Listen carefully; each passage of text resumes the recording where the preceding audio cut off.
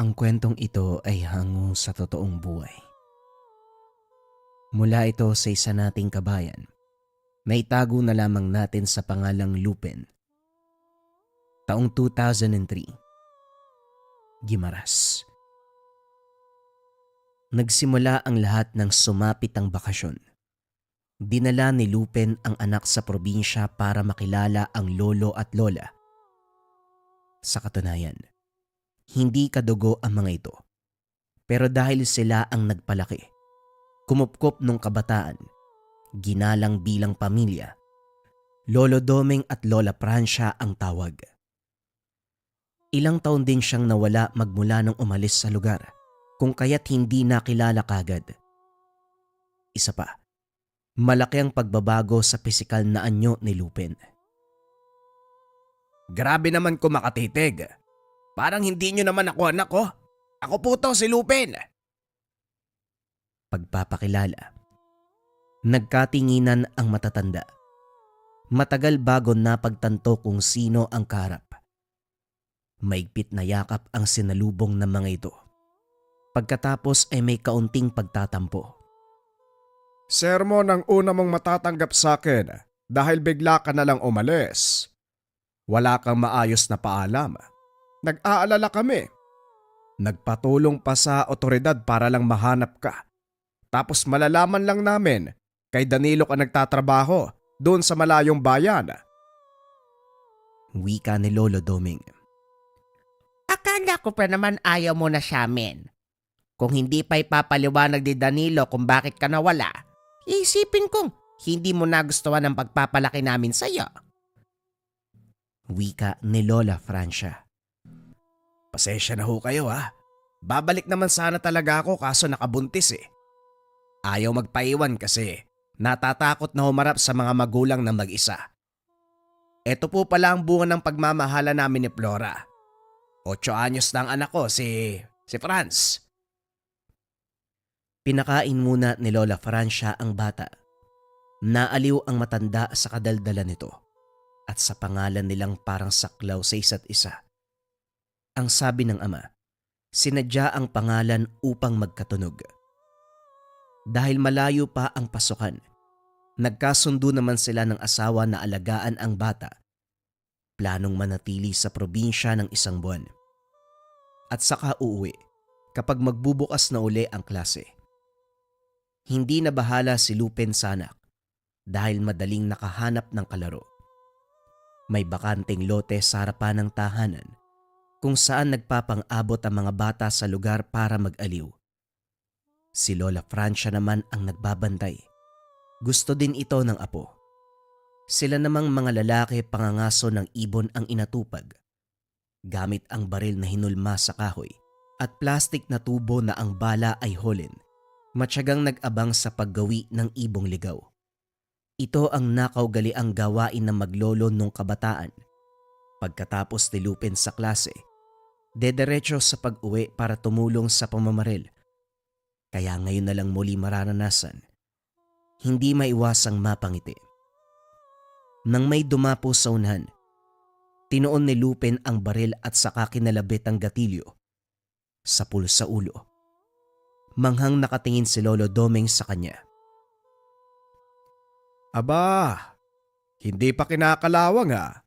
Asintado pa rin kahit matagal nang hindi nasusubukan. Mahusay ka pa rin ha. Ano, dagdagan ba natin? Sige ho, mas marami mas masaya. Pampulutan at pangulam. Naghintay ang dalawa. Hindi nakaimik sa mga sumunod na sandali dahil parehong abala sa pamamaril. Parehong asintado, lalo na kapag ang nasisipat na ibon ay kagad tinatamaan. Saka lamang tumitigil ng marami na ang nahuli. Matapos mailagay sa bukag, umuwi na sila. Pagdating ng tahanan kagad nilinis ang karne. Si Lolo Doming ang nagluto ng putahe, samantalang si Lupin ang nag-iyaw ng iilan. Pagkatapos ay sabay na silang naghapunan. Maagang natulog si Lola Francia dahil hindi nakasanayan, kundi para maagang makapagpahinga ang bata na buong hapong nag-iikot sa paglalaro. Si Lupin at Mang Doming naman, abala sa bakuran.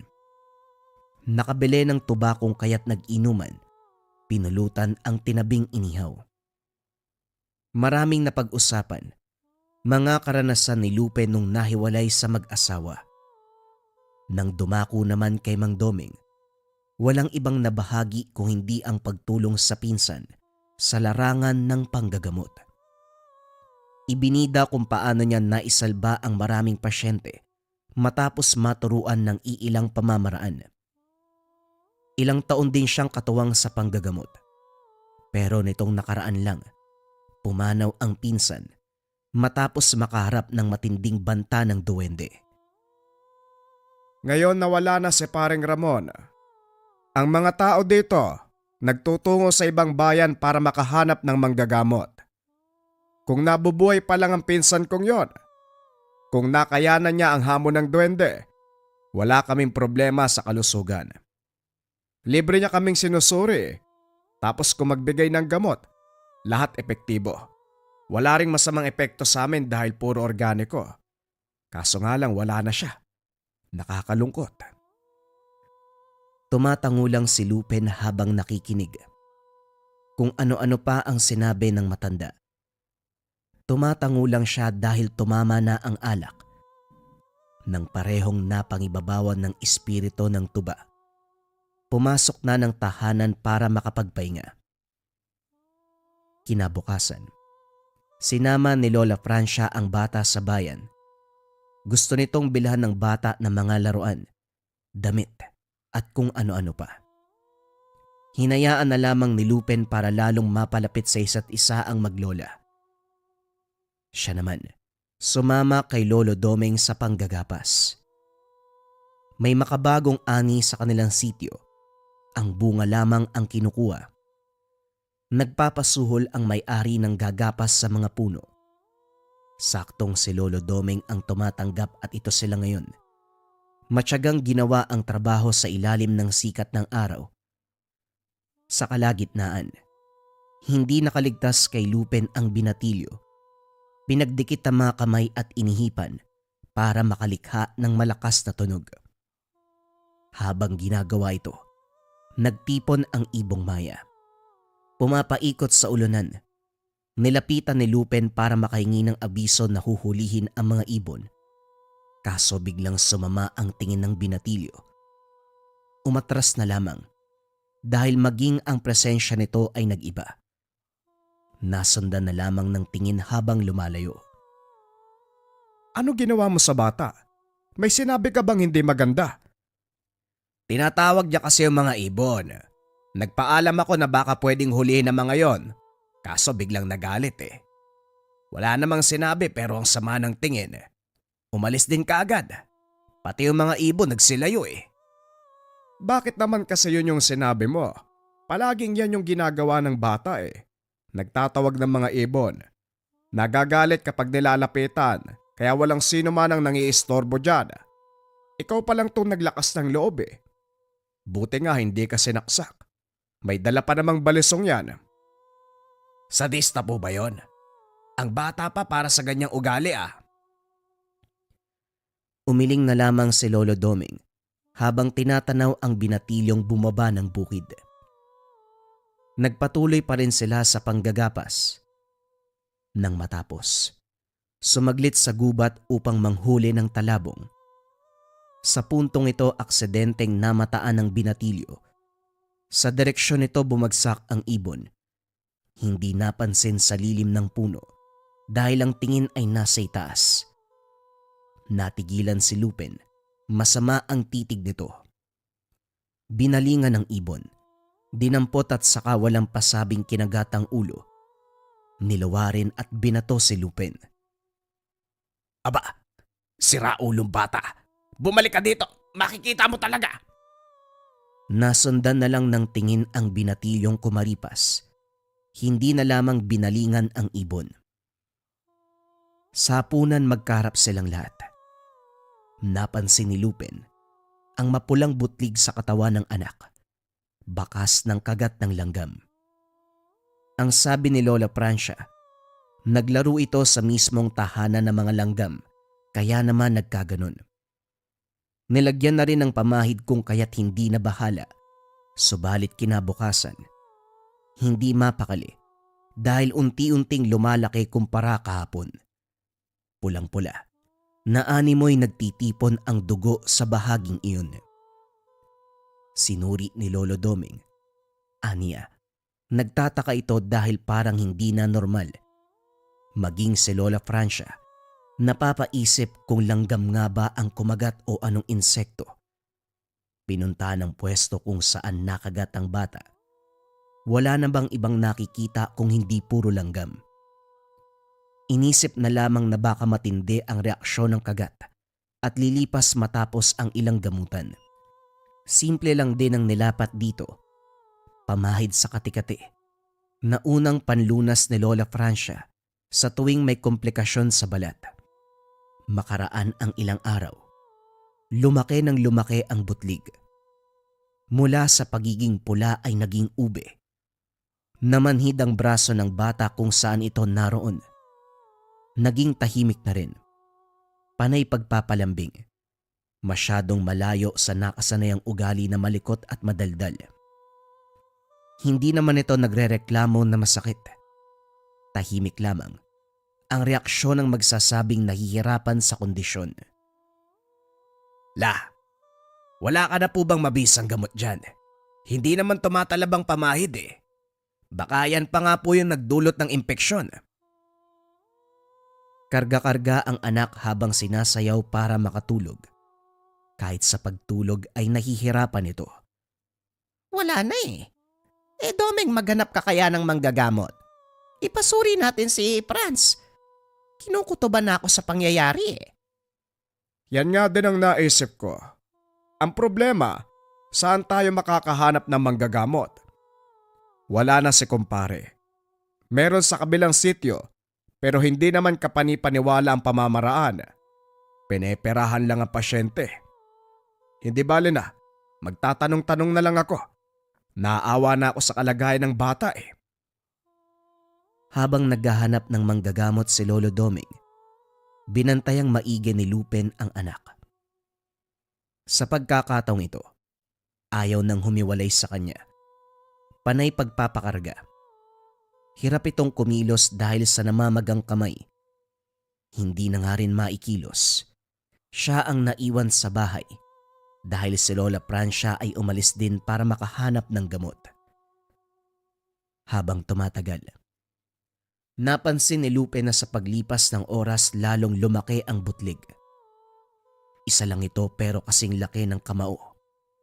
Kulay ube. Sa itaas ay kulay puti dahil sa nana. Gusto sanang butasan gamit ang karayom para mapalabas. Kaso nga lang, naiisip na masasaktan ng bata dahil mahapdi ang ganito. Nagantay na lamang sa pagdating ng matatanda. Bumalik si Lola Francia. Wala itong dalang gamot. Ang pinagtanungan ay wala ring ideya kung ano ang rerekomenda. Makaraan ang ilang sandali dumating si Lolo Doming. Kamot ulo itong pumasok dahil walang nakitang manggagamot. Nagmungkahi na lamang si Lupe na dalhin sa doktor.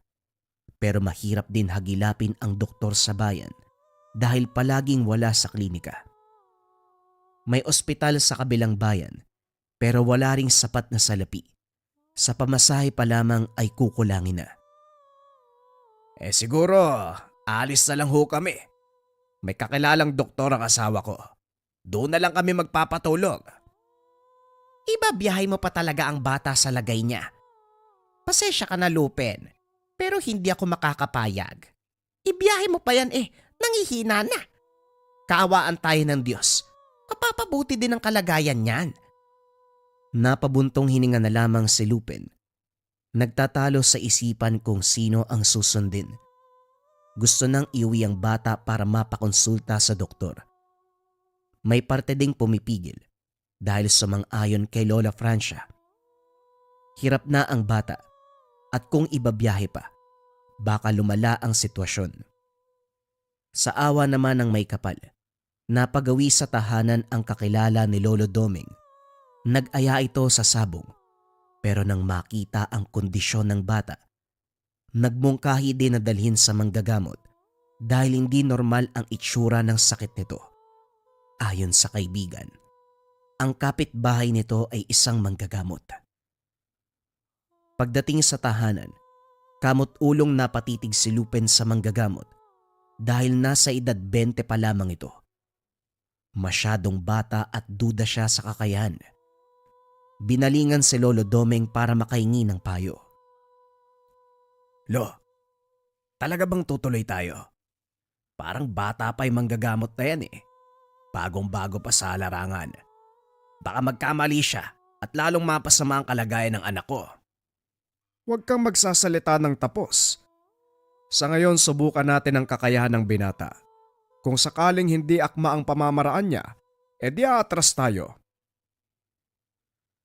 Pumasok na sila sa bahay ng manggagamot. Magiliw silang binati nito. Naganda ng maiinom at makakain. Hindi nakapagpigil si Lupin. Kwestiyon ng kaalaman ng binata. Iho, 20 ka pa lang ano? Sa edad mo masyado ka pang bata. Anong alam mo sa panggagamot? Baka mamaya, imbes na gumaling ang anak ko, dagdagan mo pa ang problema. Napatitig sa kanya ang binata. Ngumiti lang pagkatapos. Ilang beses ko nang narinig ang bagay na yan. Bawat taong kukonsulta sa akin, kine-question ang kakayahan at kaalaman ko. Bilang manggagamot yan ha. Huwag po kayo mag-alala. Hindi ako sobrang bago sa larangan. Hindi ko na lang din kayo sasagutin sa salita. Manood kayo. Intay ng resulta. Tugon ng manggagamot na si Paul. Kinuha niya ang bata at saka pinaupo sa silya. Kinausap ito. Nagtatanong kung ano ang nararamdaman. Nang matapos ay nagpakulo ng halamang gamot. Habang nakasalang sapoy, binalingan ang butlig. Kumuha ng mahabang karayom, pinahira ng langis, dahan-dahang tinusok sa bahaging may nana. Umiyak ang bata dahil sa hapde. Inalo ito mismo ng manggagamot. Nang pwede nang inumin ang pinakulong halamang gamot, pinalagok sa bata ang kalahating baso. Unti-unti ay nakatulog ito. Binalikan ng butlig. Sinugatan at hinayaang umagos ang lahat ng nana. Sinundan pa ito ng maitim na likido.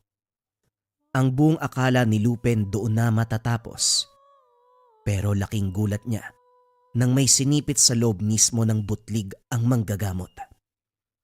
Maging siya ay hindi na kayanang tumingin dahil nararamdaman na rin ang kirot. Ilang sandali pa, malaking langgamang nakuha. Buhay pa ito. Nagwawala sa pagkakasipit. Ito ang dahilan kung kaya't nagdurusa ang bata. Kung titignan nyo, mas malaki kumpara sa ordinaryong langgam. Ito ang ginamit ng mambabarang kaya nagkaroon ng sakit ang anak mo. Nanghina si Lupin nang marinig ang sinabi nito. Hirap sa pagpoproseso ang isipan dahil hindi inasahan ng barang. Sa tanang buhay, ngayon pa lamang ito naranasan. Barang. Biktima ng barang ang anak ko. Paano nangyari yon? Sino ang walang yang babarang sa anak ko? Sunod-sunod na tanong ni Lupin. Aba malay ko kung sino. Ako nga dapat magtanong yan dahil kayo ang kasama ng bata. Pero mukha namang wala kang alam. Ikaw ba ang tatay nito? Pumagitna si Lolo Domeng nang maramdaman ang tensyon sa pagitan ng dalawa. Dahan-dahan lang sa pagsasalita mga iho. Paul, pasensya ka na. Pero wala talaga kaming alam kung sino ang gagawa niyan sa bata. Pero total nandito naman na kami. Baka pwedeng gumawa ng paraan upang alamin kung sino ang walang hiyang mambabarang. Talagang apo ko pa ang biniktima. Tumango ang binata. Kumuha ng mga kagamitan at saka sinimulan ang ritual ng pagtutukoy. Hindi nagtagal, nalaman din ang resulta, kaso nga lang may kalabuan. Isang lalaki mambabarang. Kayo ho ba? Wala ba kayo maisip kung sinong lalaking to? Isa sa inyo ang taong kakilala. Malay natin, isa sa kanila ang nangahas na biktima ng bata. Natahimik si Lupin. Inisip kung sino-sino ang mga kakilalang lalaki. Kaso nga lang wala ring mapangalanan dahil sa pamilya ng asawa ay puro babae. Sa parte naman niya, si Lolo Doming at Lola Francia lamang. Yung edad, hindi ba malalaman ko anong edad ng lalaki? At saka ano ba ang itsura? Sa ngayon hindi ko pa masasabi. Ang kasarian niya lang ang tanging malalaman ko. Ang mabuti pa iuwi niyo na ang bata. Nilapatan ko na siya ng pangontra para hindi na muling tamaan ng barang. Ipapayo ko lang, wag munang pagalain kung saan-saan. Maiging sa bahay na lamang muna. Matapos makapagpasalamat sa manggagamot, kinarga ni Lupin ang anak at binaybay ang daan pauwi.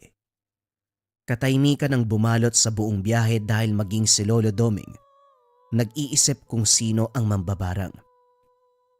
Sa kalagitnaan ng daan, napahinto si Lupin ng may maapakan.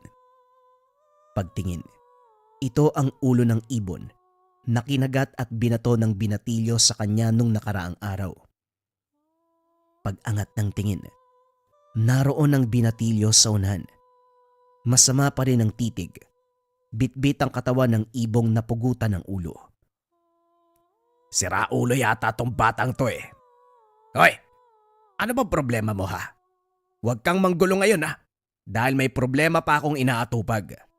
Huwag mo kong subukan, baka hindi kita... Napaiwas si Lupin. Binato nito ang katawan ng ibon. Dali-dali na ring tumakbo ang binatilyo. Napailing na lamang. Humabol na lang kay Lolo Doming na nakalayo na. Sa pagdaan ng mga araw, unti-unting bumuti ang kondisyon ng bata.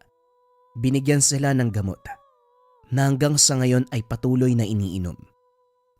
Kasabay naman ito, sa tuwing namamaril ng ibon, palagi itong natatanaw sa hindi kalayuan ang binatilyo na pumugot ng ulo ng ibon.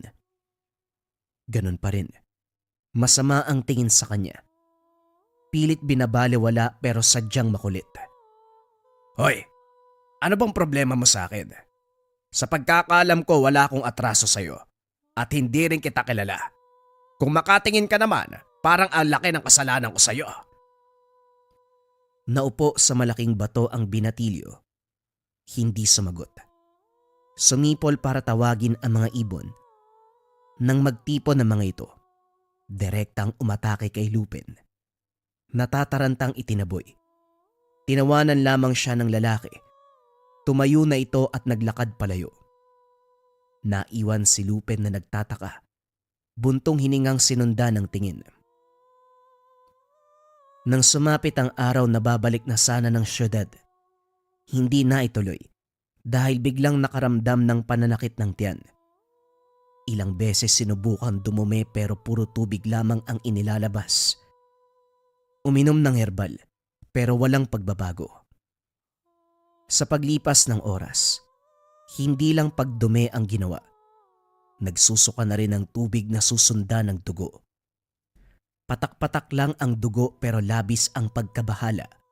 Aligaga si Lola Francia sa pagtatanong kung ano ang makakatulong sa kanila. Si Lolo Doming naman ay walang pagdadalawang isip na nagpunta sa tahanan ng manggagamot. Pinaliwanag ang pangyayari. Binigyan ng paunang lunas.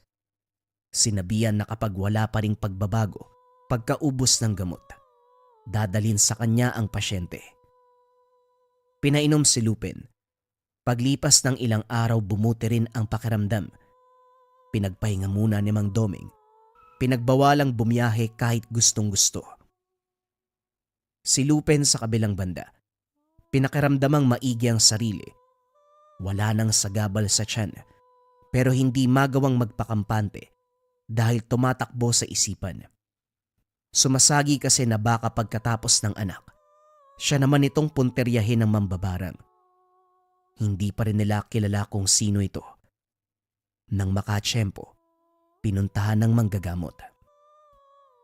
Sinabihan ko si Manong Doming, dalhin ka rito sa oras na maubos ang gamot at wala ring pagbabago sa karamdaman. Kumusta ba? Hindi ba umayos? Tanong ni Paul nang makarap ang dalawa. Ibang bagay ang gusto kong ipagawa. Kilalanin mo kung sino ang mambabarang. Hindi ako makatulog kakaisip kung sino siya at ano ang dahilan niya para biktimahin kami. Kami? Di ba ang sabi ni Manong? Teka, halika nga muna. Susuriin kita. Tama ang hinala ng binatang manggagamot. Katulad ng anak, biktima siya ng barang. Mabuti na lang matapang na gamot ang binigay ko kay Manong Doming. Natanggal ang sumpa sa katawan mo dahil hindi pa masyadong nag-uugat sa loob. Ang kaso nga lang, hanggang doon lang ang magagawa ko. Kagaya ng sinabi ko noon, limitado pa lang ang kakayahan ko sa yugto ng pambabarang. Kaya kong kontrahin, kaya kong gamutin. Pero ang kilalanin kung sino, yon ang hindi. Gaano ka na ba katagal sa larangang ito? Oo nga pala. Baguhan ka nga pala. Munti ko nang makalimutan. Nandito ka ba para pagtawanan ako, Manong?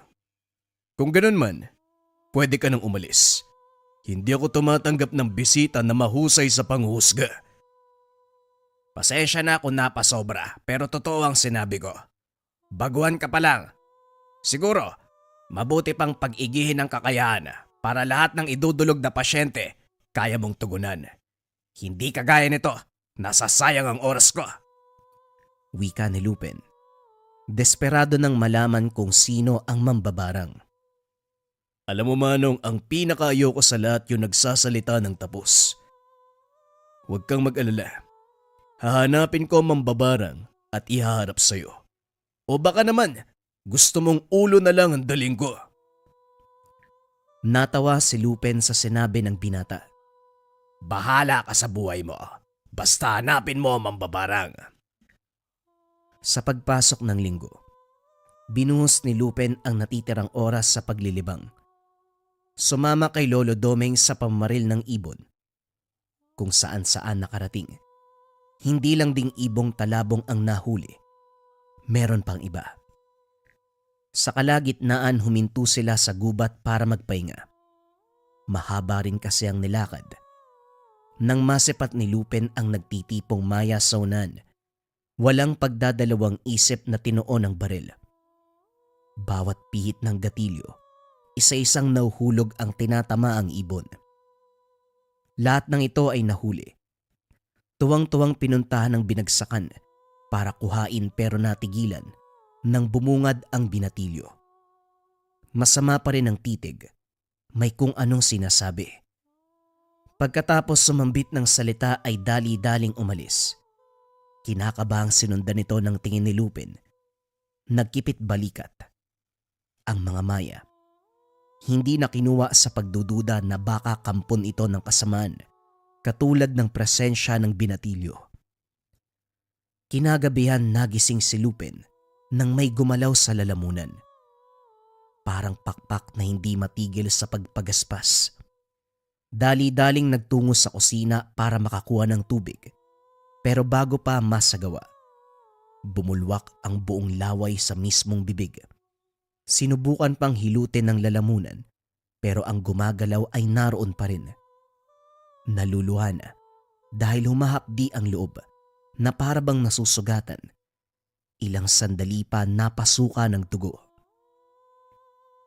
Hindi mapakali si Lolo Doming. Inalalayan si Lupin patungo sa tahanan ng manggagamot. Malas lang dahil pagdating ay walang tao roon. Gayunpaman, hindi sila umuwi. Nagbabaka sakaling bumalik mamaya. Nang tumagal, napansin ang kaluskos sa hindi kalayuan. Kakaiba ang ingay. Parang may naghahabulan. Mabigat ang ampas ng hangin na parabang may kasamang orasyon. Natahimik sila Lolo Doming at Lupin habang nakikiramdam. Lumipas ang ilang sandali. Tumilapon mula sa kadiliman ang isang lalaki. Yung binatilyo na palaging nakikita ni Lupin. Sugatan. Ang sumunod na nakita ay si Paul. May bitbit na patalim. Dali-daling pumagitna si Lolo Doming para umawat pero pasimpleng tinulak ng manggagamot. Hindi na alam kung paanong nalagutan ng hininga ang binatilyo. Napansin na lamang ni Lupin na kahandusay na ito. Nakatarak sa puso ang patalim. Marahang pinahira ni Paul ang talsik ng dugo sa muka. Intayin niyo ako dyan. Ililigpit ko lang to. Walang nakapagsalita dahil sa gulat. Pagbalik ni Paul kagad silang inasikaso.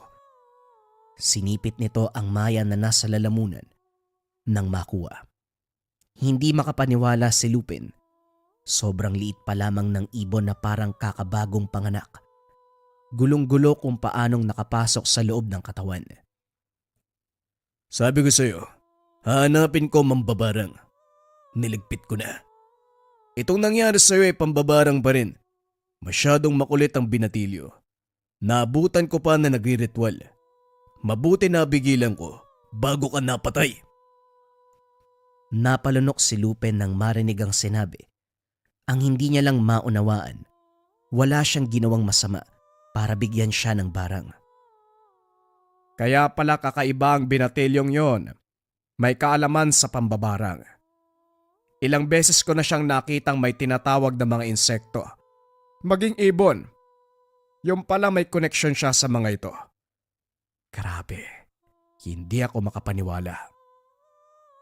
Hindi ko na natanong kung noong dahilan para barangin na mag-ama. Gayunpaman, magpasalamat na lang tayo dahil kahit papano, nakaligtas kayo.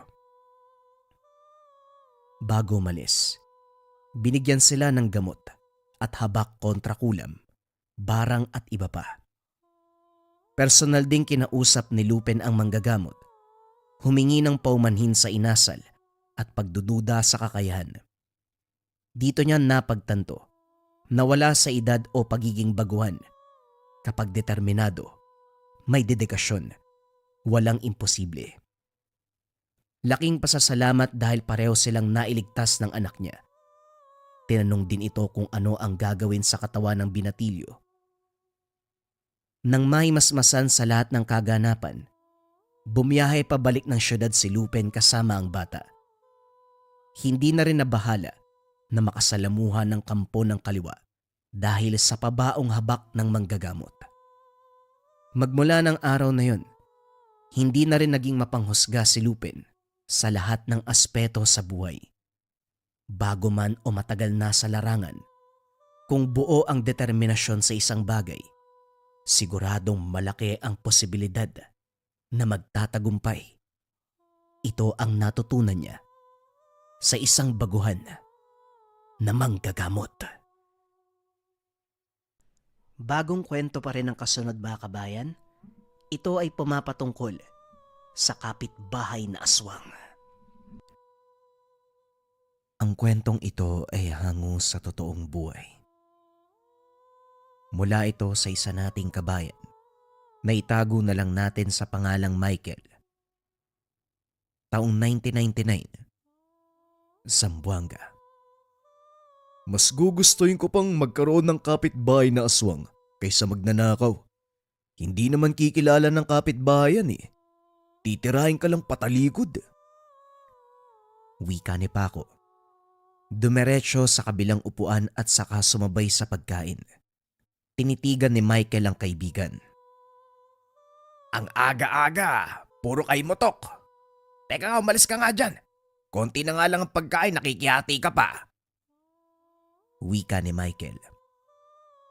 Kung hindi lang ninakaw yung mga alaga kong manok, may pang-ulam sana ako ngayon. Yung kapitbahay natin masyadong makati yung kamay. Ayaw pang umamin. Siya lang naman tong magnanakaw sa lugar natin. Nung nakaraan yung isang kapitbahay natin yung ninakawan. Sobra na yung kakatian ng kamay niyan eh. Labas ako sa problema mo ha. Huwag kang makikain dito. Kulang na nga sa amin to, dadagdag ka pa. Sandali nga, sigurado ka ba na siya ang nagnakaw ng mga manok mo? E di sabihin mo sa barangay para ma-actionan ni Kapitan. Kaysa sa ginagawa mong puro dakdak, walang mangyayari sa kakaganyan mo eh. Walang magagawa si Kapitan. Ilang ulit na pinatawag wala namang nangyari. Uulit at uulit lang din. Pabot nga ng suka. Parang hilaw tong karne ah. Nagiiyaw ka na nga lang, hindi mo pa ayusin. Nakikikain ka na nga lang, nagrereklamo ka pa. Nga pala, may pinapagawang bahay dun sa bakanteng lote Naghahanap ng trabador si Mang Franco. Madali ang trabaho kasi titiran kagad ng may-ari. Oo, kinausap na ako ni Mang Franco tungkol dyan. Mura lang ang sahod pero pwede na yan. Wala naman akong makuwang matinong trabaho ngayon eh. Sino ba ang nakabili ng lupang yun? Ura-urada kung magpatayo ng bahay Baka kasi walang matirahan kaya nagmamadali. Bukas na ang simula ng trabaho kaya magpakatino ka. Awat sa kakasabong, mukha ng manok yung mukha mo Ayos na yung mukhang manok. Kaysa dyan sa kapitbahay na yan. Akala mo siya may-ari lahat ng manukan. Ninanakaw lahat Napailing na lamang si Michael. Hindi na kinausap ang kaibigan. Nagpatuloy sa pagkain para hindi na humaba ang usapan. Pagkatapos, umuwi na rin si Paco para asikasuhin ang sariling buhay. Si Michael naman ay nagtungo sa kabilang bahay para asikasuhin ang may sakit na anak. Malubha ang kalagayan nito.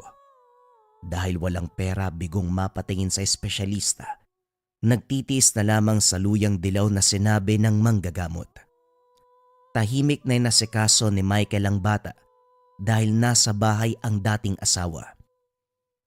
Sa katunayan, hindi sila magkasundo at napagdesisyon ng maghiwalay na lamang kaso hindi magawang lumayo dahil sa kondisyon ng nag-iisang anak. 5 anyos pa lang ito nang magsimulang indahin ang karamdaman. Nung una ay simpleng pamamaga ng binti lamang kaso habang tumatagal, naglabasan ang iba pang sintomas katulad ng pag-ubo ng dugo, matinding pananakit ng ulo, malabong paningin, namamanhid ang buong katawan. Ngayon ay hindi na makalakad dahil sa binti tumama ang karamdaman. Kung lalabas ay kakargahin, maging sa pagtayo ay aakayin. Dahil siya ang lalaki, sa kanya inasa ang pag-aaruga sa bata dahil kinakailangan ng lakas para alalayan ito. Tumutulong naman ang dating asawa pero sa pagpapakain at pagbibihis ng bata, hindi sila nagpang-abot sa kwartong kinalalagyan dahil mauuwi sa pag-aaway kapag nagkausap. Upang makaiwas, saka lamang lalapit sa anak si Michael kapag lalabas ng silid ang babae. Pa, bakit po hindi kayo nag-uusap ni Mama? May problema po ba? Tapos palagi kang nasa kabilang bahay. Dumadalaw ka lang dito kapag aasikasuhin ako Napabuntong hininga si Michael. Dahil ang totoo, sila lamang ni Martina ang nakakaalam sa hiwalayan. Hindi ito pinarating sa anak na si Miggy. May ilang taon na rin ang nakalipas magmula noong maghiwalay. Mga panahon na hindi pa maintindihan ng bata ang kaganapan. Pero ngayon na nasa wastong edad na, palaging nagtatanong. Sa puntong ito, nagkusa si Michael na ipaintindi sa anak ang sitwasyon. Nalungkot ito, pero unti-unti ring tinanggap ang katotohanan. Napailing na lamang dahil kahit gusto mang bigyan ng kumpletong pamilya ang bata, subalit hindi na mangyayari dahil nagkalayo na ang loob sa pagitan nila ni Martina. Pagkatapos asikasuhin ng anak, umuwi si Michael para gawaing bahay naman ang atupagin. Kinabukasan sinimulan kagad ang pagtatayo ng bahay sa bakanting lote. Dumating ang may-ari, pero ang nakakapagtaka, hindi man lang kinausap ni isa sa kanila. Maging si Mang Franco na foreman ay tutok sa trabaho. Hindi na lang din sila kumibo dahil baka istrikto ito at matanggal pa. Ilang buwan ang lumipas natapos ang pagpapatayo ng bahay. Hindi naman kalakihan at marami ding kinuwang trabahador kung kaya't napadali ito. Tumira kaagad ang mag-asawa sa lugar.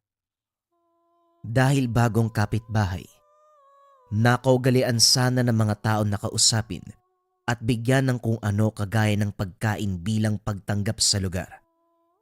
Kaso sa sobrang ilap ng mga ito, hindi nagkaroon ng pagkakataon na makasalamuha.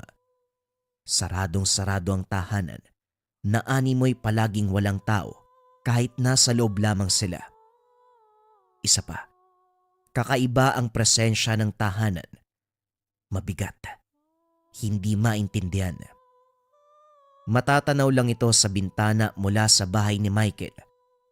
May distansya, pero kahit papano naaaninag kung lalabas ang mag-asawa. Pero sa gabi lamang niya ito namamataan. Kung lalabas pa'y nagmamadali ang kilos. Sa mga sumunod na araw nalaman mula kay Mang Franco na naghahanap ng maaampon na bata ang mag-asawa. Ang matanda ang inutusan. Nagsumikap naman ito para makuha ang pinangakong pera kapag may nagpresenta. Nang walang maibigay, nakiusap ang matandang foreman ang anak niyang si Miggy ang ipaampon. Nang marinig ang salita mula mismo sa bibig nito, walang pagdadalawang isip na dumapo ang kamao. Wag na wag mong idadamay ang anak ko sa kalokohan mo ha. Nakita mo namang may pamilya ang bata Siraulo ka ba, Mang Franco? Dali-daling dumistansya ang matanda habang sapo ang dugo ang bibig. Nagmamadali na itong umalis. Binalingan ni Michael ang dating asawa. Martina, hindi tayo magkasundo pero wag na wag mong ipapamigay ang anak ko. May respeto pa ako sa'yo dahil ina ka ng anak ko. Pero wala kang karapatan na makipag-usap sa kung sino para ipampo ng bata. Nahibang ka na ba? Yan ang problema sa'yo Sasali na nga lang sa usapan, hindi ka pa nagtatanong. Hoy Michael, hindi ko pinapamigay ang anak mo na anak ko rin. Nagpresenta ang mag-asawang yun, napapagalingin si Miggy. Gusto ko lang samantalay ng pagkakataon dahil may pera sila. Kayang-kaya nilang ipatingin sa doktor ang bata. Kung patuloy sa ganitong sitwasyon ng anak natin, sa tingin mo gagaling siya? Puro kabigay ng luyang dilaw, wala namang nagbabago. Hindi. Kahit mag-alok pa sila ng libreng pagpapagamot kay Miggy, hindi ako papayag. Dito lang ang anak ko. Subukan mo makipag-usap kay Mang Franco sa mag-asawang yon. Ilalayo ko sa'yo si Miggy. Wika ni Michael. Pumasok ng silid at saka kinarga ang bata. Dinala ito sa sariling tahanan. Lumipas pa ang mga araw. Paulit-ulit na nangungumbinse si Mang Franco. Sinumbatan din ni Michael.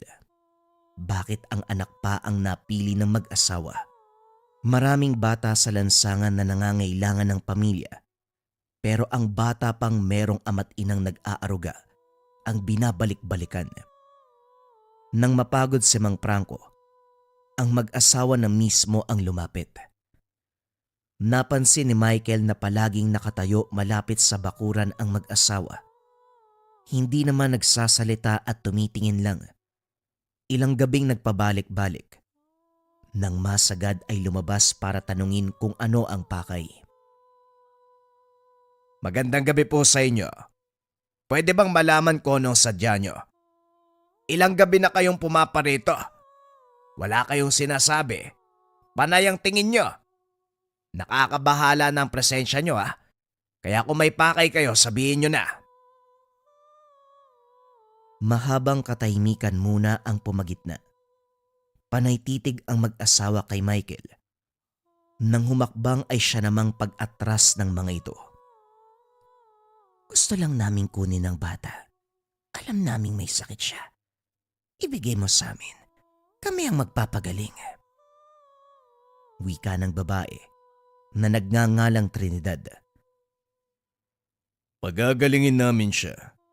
Kami nang bahala sa kanya. Wika ng lalaki na nagngangalang Giko. Nagbuntong hininga si Michael. Binunot ang itak. Sinabi ko na kay Mang Franco na hindi ako pumayag. Hindi ba kayo marunong umintindi? Hindi bagay ang anak ko na baston niyo lamang hihingin. Umalis na kayo bago pa masagad ang galit ko. Baka dito rin kayo ilibing kapag nagkataon.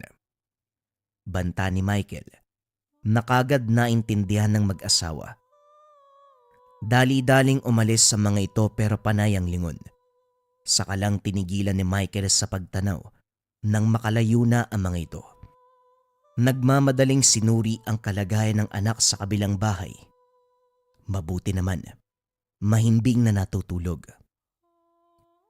Ewan ko lang kung hindi ka magsisi sa ginagawa mo. Michael, oportunidad na yan para magamot si Miggy. Gusto mo bang lumala yung kalagayan ng bata? Walang magagawa yung luyang dilaw mo sa pera ng mag-asawang yon. Nangako sila na papagalingin yung anak natin eh. Dadalin sa espesyalista. Masisiguro ang kaligtasan ni Miggy. Ano bang iniisip mo? Martina, sobrang dali mong matukso ng pera. Sige, sabihin nating mapapagaling nila si Miggy. Tapos ano? Kukunin nila ang bata. Martina, makakaya mo bang malayo sa iyong anak mo? Kung ginagawa mo ito dahil galit ka sa akin, huwag mong idamay ang bata.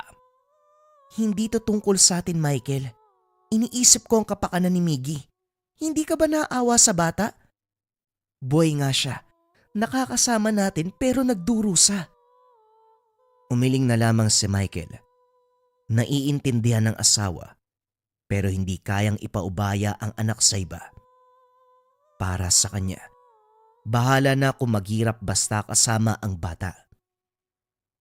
Nang mga sumunod na araw napapansin pa rin ni Michael ang mag-asawa. Nauhuling nakatitig sa bahay. Kapag nakita siya ay kagad iiwas. Wala namang ginagawa ang mga ito kaya hinayaan na lamang. Sa pagsasaka sa bukirin, malapit sa tahanan ng mag-asawa, pati siya ay palihim na tinitignan ng mga ito. Kapag nahuhuli niya ay umiiwas din. Nagtataka siya, kaya palihim ding nagmanman. Tuwing umaga nasa loob lamang ang mag-asawa. Ang tanging magbubukas ay ang bintana kung saan siya tatanawin ng mga ito. Sa hapon naman, mapapansin niyang sabay na maghahapunan. Pero ang ipinagtataka, ni isang beses hindi niya nakita na nagluto ang mga ito. Uy, may problema ba sa kapitbahay natin? Panay ang tingin mo eh. Bakit binabantayan mo ba ako? Dala mo nga yung pagtatabas ng damo dyan. May iba tayo ah. Mabuti ang bagong kapitbahay natin. Tahimik lang eh. Hindi katulad ng isa kung magnakaw halos lahat ng gamit bibit-bitin. Pinasok ba naman yung bahay kagabi? Swerte siya dahil umalis ako kung naabutan ko. Talagang mamamatay yun. Si Margarito ba ang tinutukoy mo? Sa'yo yata yung radyo na binenta sa bayan kaninang umaga eh. Buti yun lang ang kinuha. Hindi ko talaga alam yung gagawin sa taong yun. Bakit hindi na lang kaya siya gumaya sa mag-asawang yan? Tahimik lang oh. Nagmamasid lang sa paligid. Panay ka papuri sa mga yan. Alam mo ba kung sino sila? Kasi para sa akin, walang pinagkaiba sa kapitbahay nating magdanakaw. Parehong problema ang dala. Paano mo naman nasabi? Sila yung tipo ng tao na takot gumawa ng masama sa kapwa. Kaya nga tahimik yung mga yan eh. Kapag tahimik, mas nakakatakot. Napailing na lamang si Michael. Kahit ang ibang kapitbahay ay nagigiliw sa mga ito dahil napakatahimik at tila walang problema. May iba din na naghihinala katulad ni Michael pero may malalim na dahilan para mapaisip sa katauhan ng mga ito. Kagaya na lamang ng pagpupumilit na maangkin ng anak. Hindi may kakaila na naisip niyang baka sindikato ang mag-asawa. Naghahanap ng bata na kunwari ay aampunin. Pero ang totoo, kukunan ng laman. Nagpatuloy na lamang sa pagtatrabaho si Michael at saka umuwi ng tahanan ng matapos. Pagsapit ng dilim, pinuntahan ni Michael ang anak para dalhan ng makakain. Kaso laking gulat nito dahil bigla itong sumigla. Malawak ang ngiti. Nakakatayo na nakakalakad. Kamot ulong napapatanong sa dating asawa na himala kung ituring ang kaganapan. Dininig ng langit ang dasal ko. Magaling na ang anak natin, Michael. Tignan mo siya, oh. Bumalik na sa normal. Bumalik na yung lakas niya. Maging si Miggy ay napatalon sa tuwa. Kaso hindi naging maligaya si Michael. May pagdududa. Hinatak ang dating asawa palabas. Himala. Himala nga ba ang nangyari o may ginawa ka kay Miggy? Umaming ka, Martina. Ano bang sinasabi mo? Maging kaligayahan ko sa anak ko pinagdududahan mo? Mabuti na lang talaga, naghiwalay na tayo. Nababaliw ka na eh. Huwag mong baliktarin ang usapan, Martina. Alam kong nag-uusap pa rin kayo na mag-asawang yon. Ano ang kasunduan niyo? Bakit biglang gumaling ang anak ko? May binigay ba sila? Umaming ka! Oo, meron silang binigay. Isang bato na naging dahilan kung bakit gumaling ang anak mo. Masisisi mo ba ako kung bakit ako pumayag? Hindi ka nag-iisip, Martina. Paano kung aswang ang mga yon, ha? At yung bato na binigay nila ay may kargang sumpa. Hindi na ako magtataka kung sa susunod na mga araw, magiging halimaw ang anak mo. Hindi ka nag-iisip. Natahimik si Martina sa narinig. Si Michael naman, nagmamadaling pumasok para makausap ang anak. Maayos itong nagsasalita. Walang mababanaag na kung ano sa mga mata o muka. Normal lang kung titignan. Pero duda si Michael kung kaya't napaisip na dumulog sa isang albularyo. Nagpasama kay Paco sa kabilang bayan para maghanap. Hindi nagtagal. Sa ilang araw na pagdayo sa lugar nakatagpo ng albularyo, si Mang Teroy, kilala bilang mahusay sa larangan, kagad ibinalita ang tungkol sa bata. Sinabihan naman silang dalhin sa kanya. Pagdating ng tahanan 10 oras na ng gabi, naabutan si Miggy na tulala habang kinakalmot ang kawayang papag. Makikita ang bakas ng kuko sa kahoy. Meron itong sinasabi pero hindi malinaw dahil pabulong. Ang mga mata nito ay bagyang nanlilisik. Kahit anong pukaw ng atensyon, hindi nagigising. Saka lamang kumibo ng mabuhusan ng tubig na may asin. Dali-dali itong tumayo. O anak, bakit natatakot ka sa tubig? Ay pasensya na kung nadulas ang baso sa kamay ko. Pinagmasdang maigi ni Michael ang bata. Hindi man ito sumagot. Halata pa ring natatakot. Kung tutuusin, inasahan niya na ang reaksyon nito dahil ang asin ay mula kay Mang Teroy. Hindi siya nakapagtanong kung simpleng asin lang ba ito dahil sa pagmamadali. Ngunit dahil sa nakita ngayon, sigurado siya na meron itong basbas. Kinausap ni Michael ang bata. Pinaintindi na kailangang sumama sa kanya sa kabilang bayan para mamasyal. Pumayag naman ito. Kinabukasan tinakas mula kay Martina. Sa katunayan wala na siyang pakialam kung papayag man ang dating asawa o hindi. Tutal ito naman ang naglagay sa bata sa alanganin. Sa bakuran pa lang ng tahanan ni Mang Teroy, nagmamadaling tumalikod si Miggy. Dali-daling sumakay sa tricycle. Sinigawan si Paco na magmaneho at umalis sa lugar. Pinigilan ni Michael. Nagpatulong kay Paco para hindi makatakbo. Natahimik naman ng lapitan ng albularyo. Huwag ka munang maging malikot. Kakarating mo pa lang sa tahanan ko, aalis ka na kagad. Pumasok ka muna. Doon tayo sa loob para maging maayos ang usapan. Akbang tatakbo ang bata ng sabuyan ni Mang Teroy ng asin. Napalo dito kasabay ng panghihina. Kinarga ni Michael ang anak at dinala sa loob. Tinali ang bata sa isang upuan gamit ang lubid. Maluwag lamang ang pagkakatali pero hindi na makakatakas. Hindi ito basta lubid lang. Makikita ang takot sa mukha ng bata, parang asong hinihingal. Hindi mapakali sa kanalalagyan. Nanlalaki ang mga mata sa tuwing mapapatingin sa iniindang gamit ng albularyo. Manong, pwede bang ipaliwanag niyo sa akin kung ano nangyayari? Kailangan ba talagang itali ang anak ko? Iho, hindi lang marka ang nilagay ng aswang sa anak mo. Sinamahan ito ng yanggaw. Kinakailangang itali para hindi makatakas at walang masaktan sa atin sa oras na magwalayan. Ilang araw pa lang magmula ng minarka ng anak mo, pero makikitang nagsimula ng mag-ugat sa kaloob-looban. Hindi niyo naman po sasaktan ng anak ko, hindi ba? Paglilinaw ni Michael, sinagot lamang ng ngiti ng albularyo. Nanatili sa tabi si Michael habang isinasagawa ni Mang Teroy ang ritual. Layong tanggalin ang markang iniwanan ng aswang sa bata. Kasama na rito ang pag-alis ng sumpa.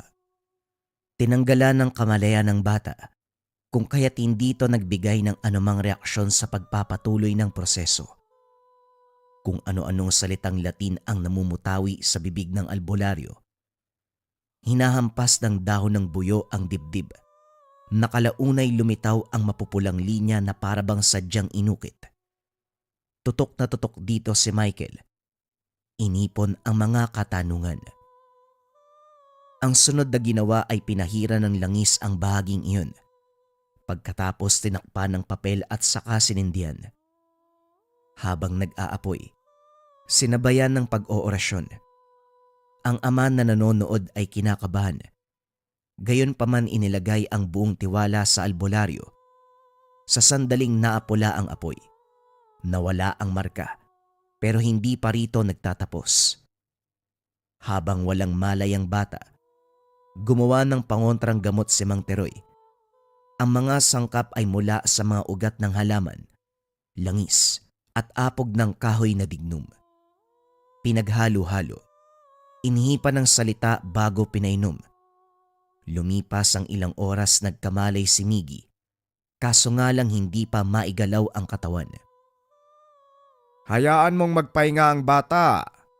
Huwag na munang biglain dahil baka lagnatin. Hanga din ako sa anak mo, Michael. Nagsimula ng mag-ugat sa kaloob-looban ng sumpa, pero may parte sa kanya na lumalaban. Kaya hindi naging mahirap ang paggagamot ko dahil tumulong din siya sa pagsalba ng sariling buhay. Bihira lamang ang ganitong pasyente.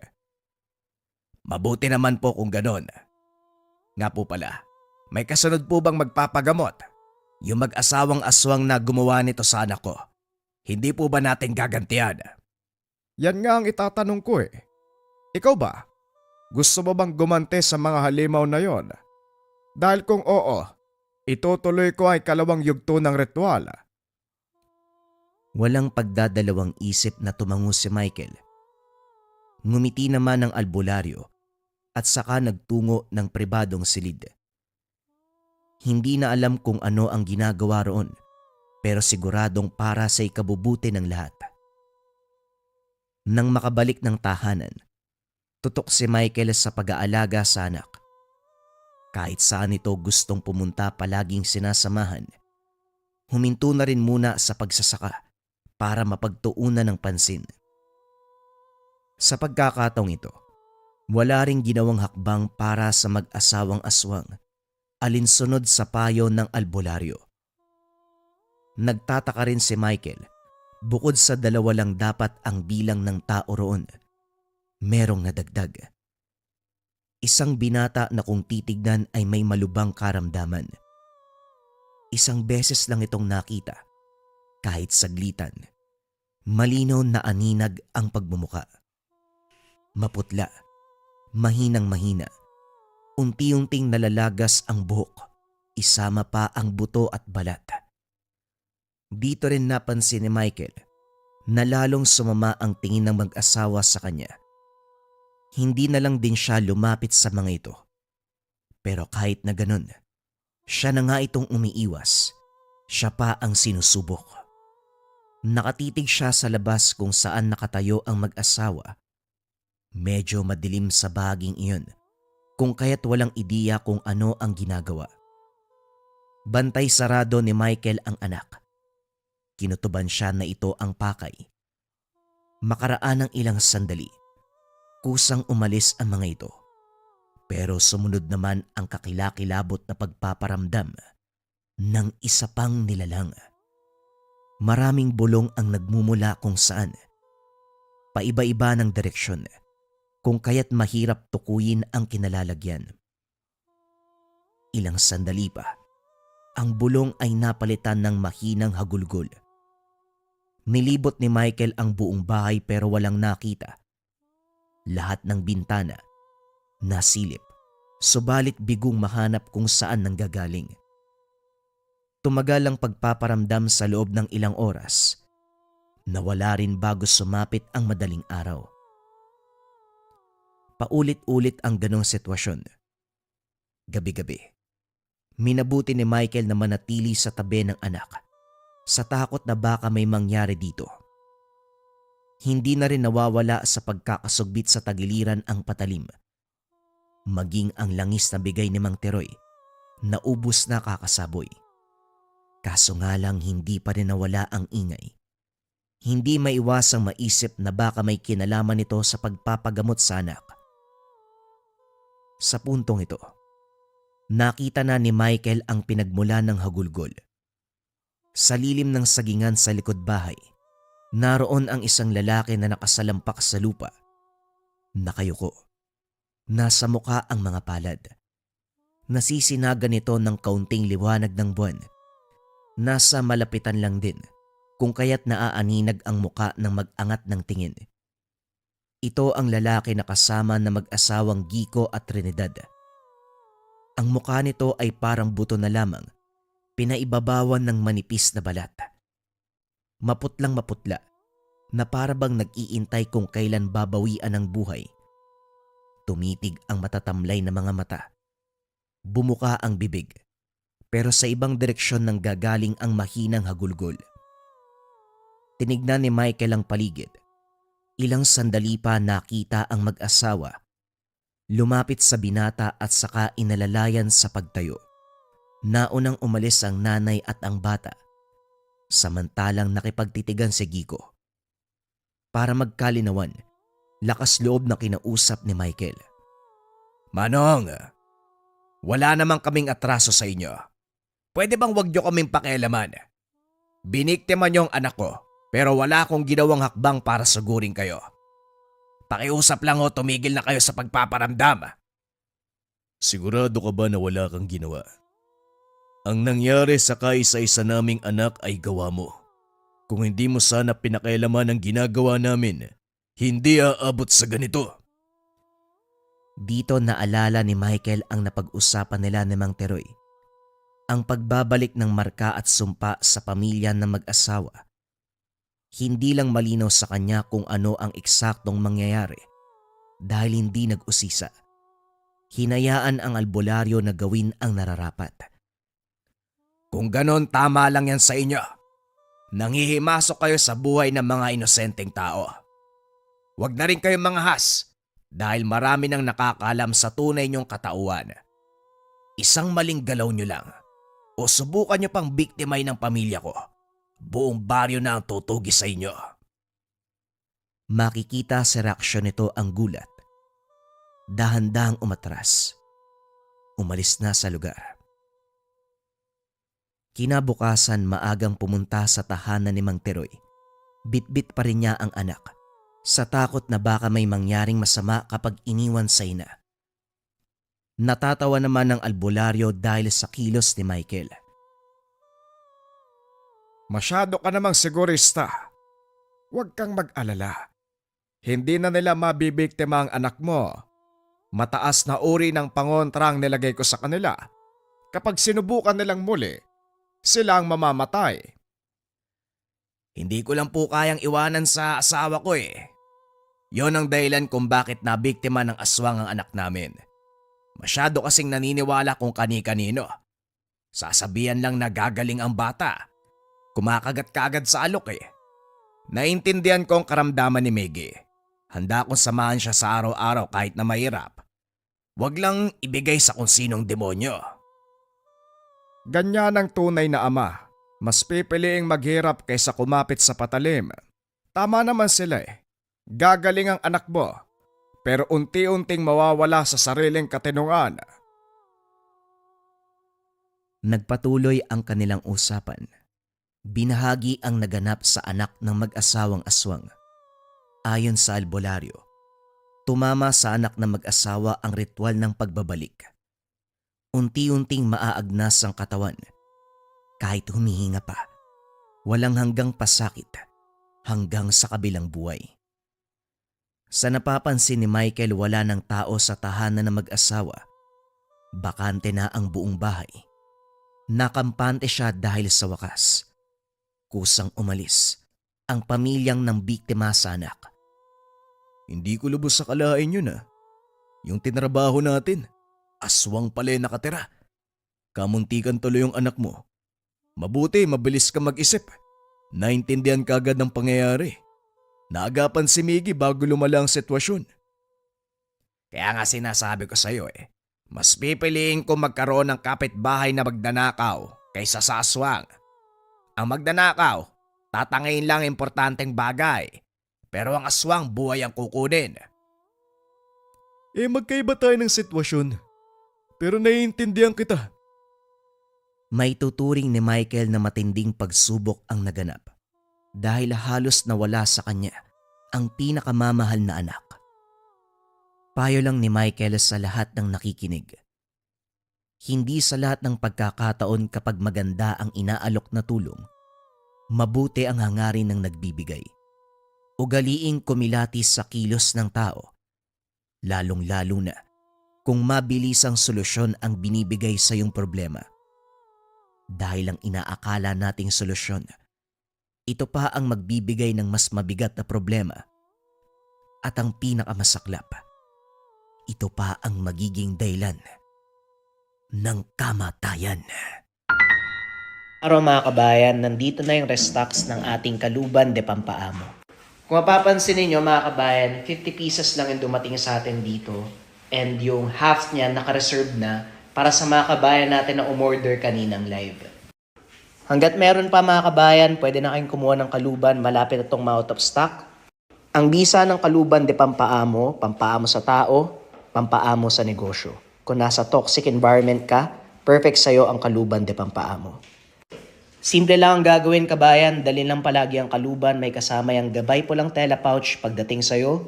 Kung interesado ka, isearch mo lang ang shop ng Lika Merchandise.